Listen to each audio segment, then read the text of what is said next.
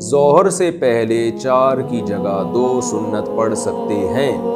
ظہر سے پہلے جو سنت ہے کیا 2 رکعت پڑھ سکتے ہیں یا 4 رکعت ہی پڑھیں گے؟ عاکف صاحبان انڈیا سے، دیکھیے رسول اللہ صلی اللہ علیہ وسلم کا معمول ظہر سے پہلے 4 سنتیں پڑھنے کا تھا، اس لیے سنت مؤکدہ 4 رکعتیں ہی ہیں۔ لیکن اگر آپ کے پاس 4 رکعتوں کا ٹائم نہیں ہے تو some thing is better than nothing, کہ بالکل چھوڑنے سے بہتر ہے کم از کم 2 رکعتیں پڑھ لیں۔ اور اس کی بھی دلیل ہے، رسول اللہ صلی اللہ علیہ وسلم کی صحیح حدیث ہے، آپ نے فرمایا بین کل اذانین صلاۃ، 3 دفعہ فرمایا کہ ہر 2 اذانوں کے درمیان نماز ہے۔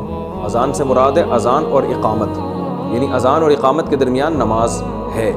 پھر تیسری دفعہ میں آپ نے فرمایا لمن شاء، اس کے لیے جو چاہے، یعنی کوئی واجب نہیں ہے یہ۔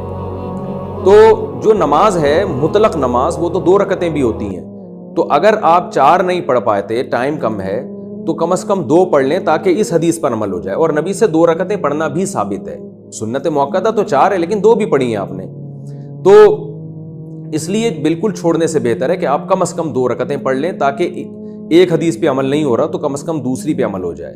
پھر چونکہ یہ 4 سنتیں موقدہ تھیں، یہ چھوٹ گئی ہوں تو پھر اس کو فرض نماز کے بعد پڑھ لینا چاہیے، یعنی اس کو بالکل لیا ترک نہ کریں، بلکہ آپ 2 رکعتیں پڑھ لیں اگر 4 کا ٹائم نہیں ہے، پھر جب 4 فرض پڑھیں پھر اس کے بعد آپ 2 سنت پڑھیں اور پھر 4 رکعتیں پچھلی والی بھی پڑھ لیں، تو یہ بہتر ہے۔